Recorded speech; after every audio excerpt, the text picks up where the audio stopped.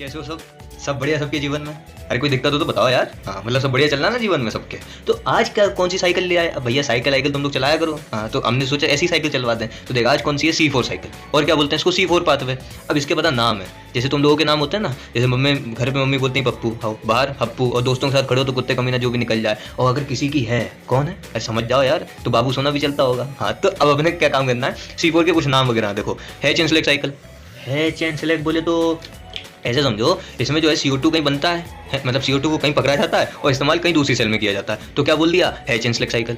एक और नाम है गुरु इसका, CO2 concentrating cycle. CO2 concentrating क्यों? क्योंकि CO2 को एक जगह कंसंट्रेट कर दिया जाता है। क्यों करना है कंसंट्रेट, अभी देखते जाओ, बहुत मजा आएगा। अच्छा फिर कोऑपरेटिव फोटोसिंथेसिस, अच्छा ये सब नाम है समझ रहे हो, लेकिन इस पे ज़्यादा थोड़ा फोकस दे देना। डाई कार्बोक्सिलिक एसिड साइकिल, हम भी जरा कैमरे से फोकस दे दें। डाई कार्बोक्सिलिक एसिड साइकिल, ई का डाई कार्बोक्सिलिक एसिड साइकिल। ई जो है ऐसे समझो, ये नाम है किसका, C4 पाथवे का, वो तो पता है सर। ये डाई कार्बोक्सिलिक एसिड साइकिल इसलिए पड़ा है इसका नाम, क्योंकि जो हमारा फर्स्ट प्रोडक्ट बनता है, अच्छा जो हमारा पहला प्रोडक्ट बनेगा, जो स्टेबल प्रोडक्ट होगा, है ना, स्टेबल की बात करेंगे तो फर्स्ट स्टेबल प्रोडक्ट जो बनता है वो कैसा होता है, 4 कार्बन का होता है। कौन होता है सर, ऑक्जेलो एसिटिक एसिड। अच्छा तो इसलिए इसका नाम और क्या बोल देते हैं, di carboxylic acid cycle. Sir हमें कुछ नहीं समझ में आया, मुझे भी नहीं आया। अभी देखो पहले साइकिल बनाते हैं, फिर आपसे थोड़ी देर में मिलते हैं, लेकिन उससे पहले थोड़ा C3 को रिवाइज कर लिया जाए। तो देखो बाबू भैया, हाँ हमने C3 साइकिल बताया था, हाँ सर बताए थे, हाँ सर बताए थे, याद आ गया हमको। देखो C3 साइकिल में क्या होता था, हमारी मीजोफिल सेल होती थी। कौन सी, मीजोफिल। अच्छा मीजोफिल अच्छी होती थी क्या, हाँ मीजोफिल। अब मीजोफिल सेल थी, हाँ सर। अब हमने बताया था मीजोफिल सेल है, उसके अंदर एक क्लोरोप्लास्ट, हाँ क्लोरोप्लास्ट में क्या प्रेजेंट है, थाइलाकोइड्स, हाँ थाइलाकोइड्स भी हैं सर। अब वहाँ पे क्या होता था, जब हम लोग C3 साइकिल पढ़े थे तो रुबिस्को होता था, हाँ रुबिस्को क्या करता था, वो CO2 को पकड़ता था सर, लेकिन वो सर उस तरीके का होता था। किस तरीके का, मतलब समझ रहे हो, समझ जाओ, दोनों से एफिनिटी रखता था सर, समझ रहे हो, दोनों से एफिनिटी रखता था। और ज़्यादा किससे रखता था, ऑक्सीजन से। अब मान लो अगर रुबिस्को ने ऑक्सीजन को पकड़ लिया तो क्या हो जाएगा, फोटो रेस्पिरेशन। और फोटो रेस्पिरेशन हो गया अगर तो ये क्या होती है, वेस्टफुल प्रोसेस। अच्छा प्लांट क्या बोलेगा, है जाओ दे तुम साले फोटो रेस्पिरेशन कर रहे हो, अच्छा वेस्टफुल प्रोसेस। तो इसको रोकने के लिए प्लांट्स ने क्या किया, एक नया टेक्निक अपनाया। समझ रहे हो, जैसे तुम लोग पढ़ाई नहीं करते, मतलब जब पढ़ाई नहीं हो पाती तो क्या करते हो, कुछ नहीं सर मटर कश्ती करने निकल जाते हैं चौराहे के साथ, चलो इधर आओ वापस, हाँ पढ़ लिया करो। तो वेस्टफुल प्रोसेस को रोकने के लिए प्लांट ने क्या किया, C4 पाथवे को अपनाया। C4 पाथवे में ऐसा क्या हो जाएगा सर, यहाँ पे एक सेल आ जाएगी, कौन सी, बंडल शीट सेल। अब सर हमने खेला सर, पहले बताओ तो वो है क्या चीज़। अब बताएंगे सब, सुनो तो सही, सबर करो जरा। हाँ अब सुनो, तो अगर क्वेश्चन पूछ दे, मैं यहाँ इसलिए आया था क्योंकि एक क्वेश्चन पूछ लेता नीट में कि जितने भी प्लांट्स हैं, हाँ सर जितने भी प्लांट्स हैं C3 साइकिल में मिलेगी या नहीं मिलेगी। अच्छा वो ऐसा क्वेश्चन बोल देता है। तो यूनिवर्सल साइकिल है कौन सी, C3 साइकिल। जो C3 साइकिल है हमारी, जो C3 साइकिल है वो कैसी है, यूनिवर्सल साइकिल।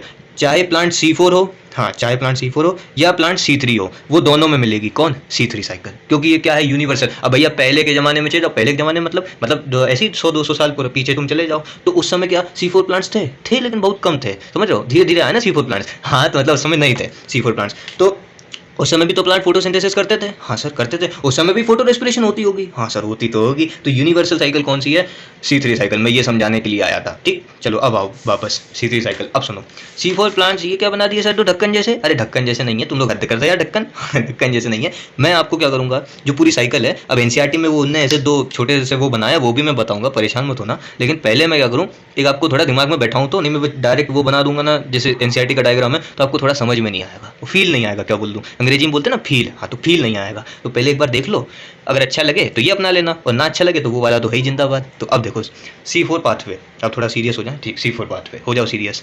तो देखो बाबू भैया, C4 प्लांट्स ने क्या किया था सर, कुछ नहीं, एक बंडल शीट सेल की नाम की सेल थी, उसको अपना लिया था। क्यों अपनाया था, ताकि CO2 जो है, मतलब रुबिस्को को मिले। अच्छा रुबिस्को ऑक्सीजन से बाइंड ना कर जाए। अच्छा ठीक है, ये सब तो ठीक है। अब देखो मजेदार चीज़ देखो, तुम देखो C4 प्लांट्स में अगर मैं कंपेरिजन करूँ C3 प्लांट से, देखो अब C3 प्लांट हो या C4 प्लांट हो, बस C4 प्लांट में क्या हुआ था कि बंडल शीट सेल्स आ गई थी। क्यों आ गई थी, CO2 को पकड़ने के लिए। अब देखो मीजोफिल सेल में यहाँ पे क्या हो रहा था, वो क्लोरोप्लास्ट थे, हाँ तो यहाँ से क्या होता था, ऑक्सीजन निकलती थी। बोल हाँ कि ना, हाँ सर ऑक्सीजन निकलती थी। और यहाँ पे C3 प्लांट्स में अगर मैं जाऊँ पीछे, ये देखो C3 प्लांट, जहाँ पे ऑक्सीजन निकल रहा था वहीं पे क्या होता है, रुबिस्को।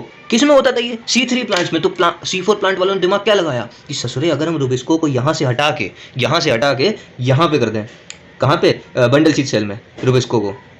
अच्छा रुबिस्को को इन्होंने क्या किया, बंडल शीट सेल में कर दिया, जिससे ऑक्सीजन से बाइंड ही ना कर पाए साला। अगर रुबिस्को क्योंकि ऑक्सीजन से जब बाइंड करता है तभी होती रही फोटो रेस्पिरेशन, जिसको वेस्टफुल प्रोसेस बोलते थे। उन्होंने क्या किया, रुबिस्को को बंडल शीट में ट्रांसफर कर दिया।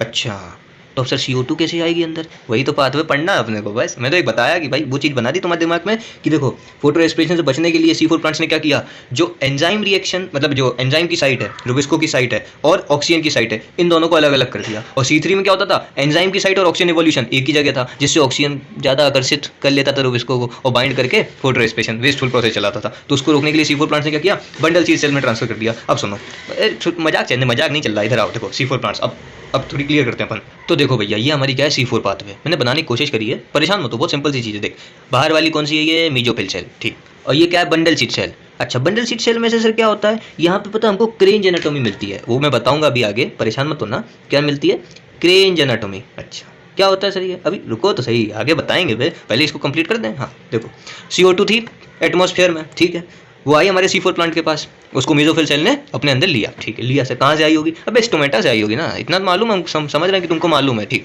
CO2 ने पकड़ा किसको, PEP। सर ये PEP क्या वो गाड़ी में जो PP होती वो नहीं बे, PEP मतलब फोस्फेनॉल पायरुवेट, इसका नाम याद रखना क्योंकि क्वेश्चन पूछता है नीट में कि फर्स्ट मतलब CO2 एक्सेप्टर इन C4 प्लांट कौन होता है, PEP फोस्फेनॉल पायरुवेट। अब हाँ रुबिस्को मत लगा देना क्योंकि वो किसमें, रुबिस्को किसमें मिलता था, C3 प्लांट्स में। हाँ सर इतना सर दिमाग है हमें, अच्छा ठीक है, फोस्फेनॉल पायरुवेट से जुड़ा। अब फोस्फेनॉल पायरुवेट से जब CO2 जुड़ेगा तो क्या बनाएगा, ऑक्जेलो एसिटिक एसिड। ऐसे नहीं बनाएगा, उसको एंजाइम चाहिए, कौन सा एंजाइम, पेप्केज।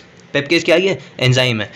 पेप्केज की प्रेजेंस में फोस्फेनॉल पायरुवेट CO2 से जुड़ा तो क्या बनाया, ऑक्जेलो एसिटिक एसिड। ऑक्जेलो एसिटिक एसिड कितने कार्बन का होता है, 4 कार्बन का। तो क्वेश्चन पूछ दे, क्या पूछेगा सर, हम भी तैयार हैं सर, बैठे बताओ। First stable compound found in C4 plant is, कितने कार्बन का होता है वो, 4 कार्बन का। कौन है, ऑक्जेलो एसिटिक एसिड। इसीलिए इस साइकिल का नाम क्या रखा, डाई कार्बोक्सिलिक एसिड साइकिल। चमका नहीं चमका अभी भी, अब आओ थोड़ा और चलते हैं धीमे धीमे, ठीक। ऑक्जेलो एसिटिक एसिड बन गया हमारे पास। ऑक्जेलो एसिटिक एसिड को हम थोड़ी सी एनर्जी देंगे।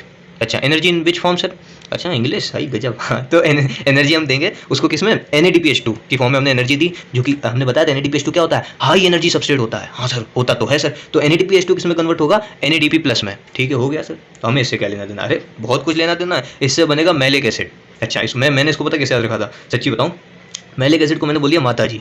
अब माता जी पूरा काम करती हैं सुबह से लेकर शाम तक, पूरे घर का काम वही करती हैं। हाँ मैलिक एसिड, तो मैलिक एसिड जाएगा कहाँ पे, बंडल सीड सेल में। यहाँ पे कुछ वो होंगे चैनल्स वगैरह, जैसे मैलिक एसिड कहाँ गया, हमारी बंडल सीड सेल में, जहाँ क्या मिलती थी, क्रेंज एनाटॉमी। हाँ मैलिक एसिड गया कहाँ, बंडल सीड सेल में। इसने रीऑक्सीडाइज कर दिया किसको, मतलब समझ रहे हो ना, रिड्यूस कर दिया किसको, NADP प्लस को H प्लस लिए और किस में कन्वर्ट हो गया वापस, NADPH2 में, ठीक। और यहाँ पे सबसे इंपॉर्टेंट प्रोसेस हुई जिसको हम क्या बोलते हैं, डीकार्बोक्सिलेशन। CO2 निकला, अब CO2 किससे निकला है, मैलिक एसिड से। हाँ सर CO2 तो निकल गया, अब कुछ नहीं, अब यहाँ पे कौन प्रेजेंट होगा, रुबिस्को। अच्छा गुरु रुबिस्को, अच्छा और यहाँ पे ये क्या चला रहा होगा अंदर बैठा बैठा, C3 साइकिल। वो सर C3 साइकिल, वो पुरानी वाली, हाँ वो PGA फोस्फेनॉल, हाँ सर फोस्फोग्लिसरिक एसिड, PGAL बनता था जिससे ग्लूकोज बनेगा। हाँ गुरु वही समझ गए ना तुम लोग। तो रुबिस्को किसको पकड़ लेगा, बोलेगा CO2 आ जाओ, CO2 भी बोलेगी मैं आई। अच्छा CO2 आएगी और रुबिस्को को पकड़ेगी और फिर यहाँ पे C3 साइकिल चलती रहेगी। C3 साइकिल तो तुम्हें पता ही है, PGA 13/PGA ये सब, अरे भैया बताया है, ऐसे मत देखो, देखना वीडियो जाके, नहीं अगर किसी को नहीं आता तो। अब सुनो, तो मैलिक एसिड से क्या बन गया, पायरुविक एसिड। अब डीकार्बोक्सिलेशन हुआ है, ये प्रोसेस क्या लिख देता हूँ तो आधे तो कंफ्यूज हो जाएंगे। डीकार्बोक्सिलेशन, तो डीकार्बोक्सिलेशन मतलब क्या, CO2 का निकलना। अब जैसे ही CO2 निकली मतलब एक कार्बन कम कर दो, तो पायरुविक एसिड कितने कार्बन का है, 3 कार्बन का है, 300 नहीं 3 कार्बन का है। तो अब सुनो, अब सर यहाँ तो फोस्फेनॉल पायरुवेट जो है वो इस्तेमाल हो गया है। हाँ तो हाँ सर इस्तेमाल हो गया, अब मतलब यूज हो गया, तो इसको वापस भी तो बनाना पड़ेगा। सही कह रहे हैं गुरु। अब इसको वापस बनाने के लिए क्या होता है, यहाँ पे ATP दी जाती है। किसको देंगे, ATP पायरुविक एसिड को। अच्छा पायरुविक एसिड को जो है ATP दे दीजिए, ATP जो है देंगे तो AMP में कन्वर्ट हो जाएगी। ये क्या होता है सर, AMP, देखो हम बताएंगे, परेशान मत हो। ATP मतलब क्या होता है, एडिनोसिन ट्राइफॉस्फेट। हाँ सर होता तो है। हाँ तो देखो ATP है हमारे पास, हमने जब इसमें से एक इनऑर्गेनिक फॉस्फेट निकाल लिया तो क्या बनता है, एडिनोसिन डाइफॉस्फेट। अब हमने बोला कि एक और तुम निकाल दो, तुम्हारा मन है तो एक और इनऑर्गेनिक फॉस्फेट निकाल दो, तो क्या बन जाएगा, एडिनोसिन मोनोफॉस्फेट। अच्छा गुरु, तो अगर इनडायरेक्टली मैं बोलूँ, यहाँ पे प्लांट ने, हाँ प्लांट जी ने कितनी ATP का इस्तेमाल किया, 2 ATP का। कैसे सर, अरे भाई साहब 2 इनऑर्गेनिक फॉस्फेट निकले ना। अरे तुम लोग समझते नहीं हो। एक तो देखो ATP का मतलब एडिनोसिन ट्राइफॉस्फेट, 3 फॉस्फेट हैं। हाँ सर हैं। तो अब यहाँ 2 फॉस्फेट निकल गए, 2 फॉस्फेट जब निकलेंगे, जब ATP से एक इनऑर्गेनिक फॉस्फेट मिलता है तो क्या बनता है, 1 ATP। अब एक ATP से इनऑर्गेनिक फॉस्फेट बनेगा तो एक और क्या बनेगा, समझ रहे हो ना भाई साहब। आप समझ रहे हैं ना? हाँ समझ रहे हैं। तो देखो इनडायरेक्टली आप तो इतना याद रखना, रीजनरेशन की जो प्रोसेस होती है, किसकी रीजनरेशन की? पेप हाँ, अरे पेप्सी नहीं है यार, फोस्फेनॉल पायरुवेट की जब रीजनरेशन होती है तो उसमें 2 एटीपी लगती हैं। और ये सर पीपीडी के क्या है? अरे एंजाइम है भाई साहब। अच्छा क्या नाम है इस एंजाइम का? Pyruvate phosphate dikinase. ये आपको बस याद रखना कि एक एंजाइम होता है और कितनी एटीपी लगती है? 2 एटीपी। ठीक ठीक ठीक ठीक ठीक, समझ गए ना? समझ गए। अब आओ। हाँ तो भैया ये थोड़ा एनसीईआरटी वाला भी देख लो, नहीं बोलोगे कि सर आपने एनसीईआरटी वाला तो बताया ही नहीं। तो देखो ऊपर वाली कौन सी सेल है? Mesophyll cell. ठीक है। और सर वो बंडल शीट नीचे वाली होगी। सिंपल सी बात है यार, बंडल शीट सेल। ठीक। इसमें क्या होता है? कुछ नहीं, एटमॉस्फेयर से CO2 को पकड़ेगा। अब एनसीईआरटी ने लिख दिया बायकार्बोनेट। अरे तुम जब बायकार्बोनेट को तोड़ोगे, HCO3- को तोड़ोगे तो क्या बनेगा? CO2 प्लस H2O, है ना? इतना दिमाग तो है आप में, हम मान के चल रहे हैं भाई साहब, है ना दिमाग? हाँ है। तो सुनो, बायकार्बोनेट ने किसको पकड़ा? फोस्फेनॉल पायरुवेट को। सिंपल। क्या बना इससे? Oxaloacetic acid. अब सुन, ये मैंने क्यों लिया है ना, इसकी एक वजह है। नीट में एक बार डायग्रामेटिक क्वेश्चन पूछा था, उसने बोला identify the steps involve in this C4 cycle. उसने ए कैसा कर दिया ए, और ए कैसा कर दिया बी, मतलब समझ रहे हो ना? ए कैसा कर दिया बी, और यहाँ पे कर दिया सी। Identify the ABC। अच्छा 4 ऑप्शन दे दिए। देख लेना गुरु जाके, नीट का क्वेश्चन है, अभी अभी कहिए, ज़्यादा पुराना नहीं है। अच्छा सुनो, अब क्या बना? Oxaloacetic acid. तो सर आंसर तो बताओ। अरे बताएंगे ना, सबर करो जरा। हाँ तो सुनो, ऑक्जेलोएसिटिक एसिड, ऑक्जेलोएसिटिक एसिड का हम लोग क्या करते थे? थोड़ा सा इसको एनर्जी दे देते थे। किस क्या दे दी एनर्जी? NADPH। वो किस में कन्वर्ट हुआ? NADP+, loss of H+। हाँ ठीक। जिससे क्या बना? Malic acid. अब मेलिक एसिड कहाँ जाएगी माता जी? कहाँ जाएंगी? बंडल शीट सेल में। बंडल शीट सेल में गई, इनका हुआ डीकार्बोक्सिलेशन और वापस एनर्जी हमारे पास बन गई। देखो अगर आपने एक बारीकी से चीज़ देखी होगी, इसकी C4 साइकिल में हम जितने NADPH खर्च करते हैं उतने ही NADPH हमें वापस भी मिल जाते हैं। गुरु सही कह रहा है यार भाई साहब, बात तो सही है। हाँ मतलब जितने NADPH अपन ने खर्च करे हैं वापस वो मिल रहा है हमें NADPH। तो इसमें NADPH का कोई लॉस नहीं होता। जबकि C3 में हम लोग देखे थे कि 12 NADPH लगते हैं। तो पढ़े हो कि नहीं? हाँ ठीक, फिर ठीक है। अब सुनो, पायरुविक एसिड बाहर आएगा मीसोफिल सेल में, और इसको जो है रीजनरेशन करानी पड़ेगी किसकी? फोस्फेनॉल पायरुवेट की 2 ATP यहाँ पे कंज्यूम हो जाएंगी। तो देखो आज उसका आंसर भी सुन लो जाते जाते, अभी कहाँ जानना है? हाँ जाते जाते क्या है आंसर? देखो ए, यहाँ पे हमने क्या किया है? फिक्सेशन। अच्छा किसका फिक्सेशन? CO2 का। हाँ फोस्फेनॉल पायरुवेट से पकड़वाया ना CO2, और क्या बनाया? ऑक्जेलोएसिटिक एसिड, जो कि कितने कार्बन का था? 4 कार्बन का। अब यहाँ पे हमने क्या किया? बी में यहाँ पे सर डी कार्बोक्सिलेशन करे हैं। क्या करे हैं? D carboxylation. क्यों डी कार्बोक्सिलेशन क्यों किया? ताकि सर यहाँ CO2 है, यहाँ रूप इसको प्रेजेंट है, CO2 को पकड़ेगा और हमारी C3 साइकिल को चला देगा। बिल्कुल सही, ठीक। D carboxylation. फिर डी कार्बोक्सिलेशन, यहाँ पे क्या हुआ हमारा? रीजनरेशन। यहाँ पे हमारा क्या है भैया? रीजनरेशन।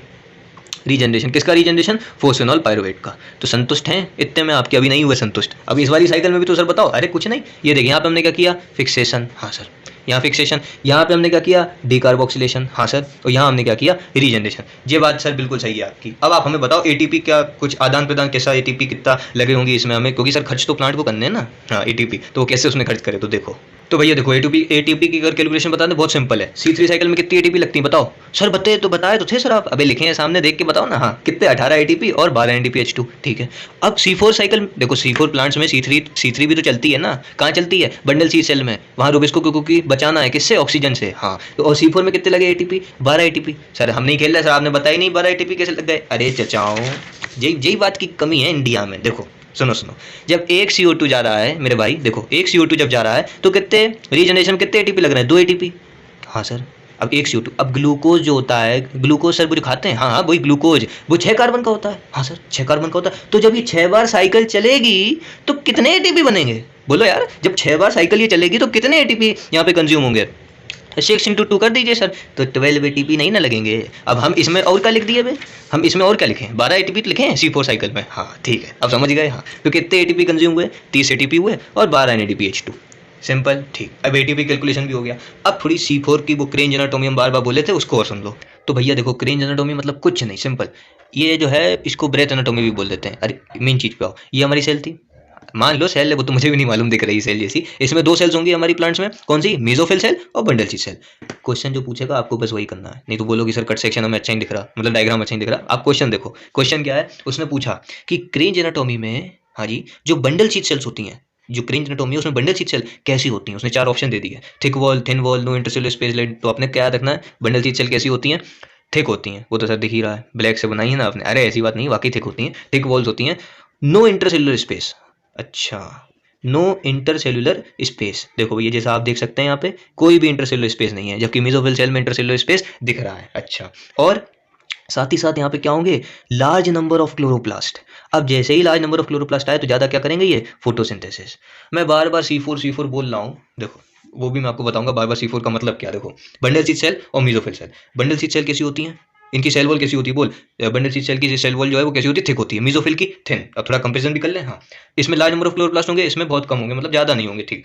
और इसमें इंटरसेलुलर स्पेस होती है कि नहीं होती है, किसमें, बंडल शीथ में नहीं होती, इसमें प्रेजेंट होती है, ठीक। किसमें, मीजोफिल सेल में। तो किसमें मैं बात कर रहा हूँ, मीजोफिल सेल में इंटरसेलुलर स्पेस प्रेजेंट होती है, ठीक। अब सुनो, अब अपन किस पे आ गए, C4 की थोड़ी सी और चीज सुन लो। जैसे सर मान लो हम लोग निकल गए घूमते घामते मटर गश्ती करते हुए पार्क में, हमने बोला कि चलो 7 C4 प्लांट्स पढ़ के आए हैं, देखें जाके C4 प्लांट कहाँ होते हैं। तो देखो ऐसे मत करना, क्योंकि C4 प्लांट्स जो है ये अडेप्टेड है कहाँ, ड्राई ट्रॉपिकल रीजन में। अच्छा, कहाँ मिलते हैं, ड्राई ट्रॉपिकल रीजन में। अच्छा, मतलब क्योंकि वहां पे इनको क्या करना है, पानी को भी बचाने का है। हाँ भाई, C4 में, और CO2 को भी, मतलब जो है ये पता, C4 प्लांट और C3 प्लांट्स में जैसे अगर अपन टेम्परेचर बढ़ाते जाएं, हाँ, तो C4 में ज़्यादा असर नहीं होता, C3 में असर होता है। अच्छा, और क्या, CO2 कंपनसेशन पॉइंट ये भी C4 का अच्छा होता है, C3 का उतना अच्छा नहीं होता, समझ लो ना। अब सुन, एग्जाम्पल, मैं यहाँ क्यों आया था, एग्जाम्पल के चक्कर में, क्योंकि यहाँ से क्या पूछा था, नीट में क्वेश्चन पूछा था। कहाँ पूछा था, नीतू जी, जिसकी हम लोग तैयारी कर रहे हैं, और बंडल शीट सेल यहाँ से नीट में क्वेश्चन पूछा है। अभी अभी के हैं क्वेश्चन, देख प्रीवियस ईयर लगाते हो कि नहीं लगाते। अगर नहीं लगा रहे तो बहुत बड़े पानी में हो आप लोग, पानी में। अरे और क्या, उसको लगाओ यार। तो देखो C4 प्लांट के एग्जांपल तूने, जो तुम्हें याद रखना है, मतलब जो नीट में पूछता है, सुन। इसके लिए आपको याद रखना है, जय माता सरस्वती। हाँ सर, वो तो हम लोग पता है, जब क्वेश्चन के आंसर लगाते हैं ना, जब सर्कल भरते हैं तो यही करते हैं, जय माँ देवी, जय माँ सरस्वती, ऐसे नहीं करते। इधर आओ, जे से क्या रखना है, ज्वार, ठीक है। ज्वार को हम लोग और क्या कहते हैं बे, सोरगम। अच्छा, सोरगम। आपको क्योंकि ऑप्शन में ज्वार बहुत कम चांसेस में मिले, आपको क्या मिलेगा, सोरगम, ठीक। एम से मेज, अच्छा मेज। और एस से क्या होता है, शुगर केन। अरे सर अभी खाए थे शुगर केन, हाँ तो शुगर केन, ये सब क्या है, ये कैसे प्लांट्स हैं, C4 प्लांट्स हैं। तो सर आपने C4 तो बता दिया, हाँ, आपने C3 तो बताया ही नहीं, ऐसा थोड़ी ना होता है सर, है? गलत बात है ना सर। हाँ तो C3 भी सुन लो, तो भैया हाँ C3 भी सुन लो, मजाक वाली थोड़ी ना कोई बात है। तो C3 प्लांट्स कौन होते हैं, आप लोग वो खाते होगे, क्या खाते हैं, चावल। हाँ हम भी खाते हैं सर, ऐसी बात नहीं है। हाँ तो देख, वीट, गेहूं हो गया, वीट, राइस, बार्ले, ये सब क्या होते हैं, C3 प्लांट्स होते हैं। अच्छा, अपने क्या रखना है, C4 प्लांट्स के एग्जांपल कौन कौन है, ज्वार, मेज और ये सब शुगर केन वगैरह। अच्छा ठीक है। और एक अगर क्वेश्चन पूछ दे, वैसे पूछने के चांसेस बहुत कम है, लेकिन अगर पूछ दे कि डाइकोट्स में कौन कौन से C4 प्लांट्स हैं, अच्छा ऐसे प्लांट्स बताओ जो डाइकोट्स हैं और C4 हैं, तो एमेरेंथस हुआ, आर्टिप्लेक्स हुआ, ये सब होते हैं, ठीक। और ये जो है C4 प्लांट्स की खासियत क्या है, ये टॉलरेट कर सकते हैं हाई टेम्परेचर को, हाई टेम्परेचर को टॉलरेट कर सकते हैं, और ये फोटो रेस्पिरेशन नहीं दिखाएंगे। हाँ, फोटो रेस्पिरेशन को नहीं दिखाएंगे क्योंकि CO2 का, सॉरी, ऑक्सीजन का जो इवॉल्विंग है और रुबिस्को का जो साइट है प्रेजेंट का, वो अलग अलग है। हाँ, बंडल शीट में है ना रुबिस्को, जहाँ क्या चलती थी, C3 साइकिल, और मिसोफिल सेल में ऑक्सीजन निकल रही थी। हाँ, फिर ये जो है बढ़िया सा जो है रिस्पॉन्स देते हैं हाईलाइट इंटेंसिटीज के। हाईलाइट इंटेंसिटी क्या होता है सर, अरे बहुत सी, जब वो एकदम से इंटेंसिटीज नहीं आती लाइट की, सनलाइट की, हाँ मतलब एक्सट्रीम सनलाइट पे भी ये जिंदा रह सकते हैं प्लांट। कौन से, C4। अच्छा, और फोटो रेस्पिरेशन नहीं होगा, सबसे बढ़िया चीज़ फोटो रेस्पिरेशन, ठीक। ये अपना क्या था भैया, C4 पाथवे। इसमें क्वेश्चन भी होगा मज़ेदार तरीके से, और अगर अच्छा लगा हो तो बताना, नहीं तो भैया पढ़ाई तो करती रहो, पढ़ाई नहीं रुकनी चाहिए, समझ गए, तो बस पढ़ाई करते रहो।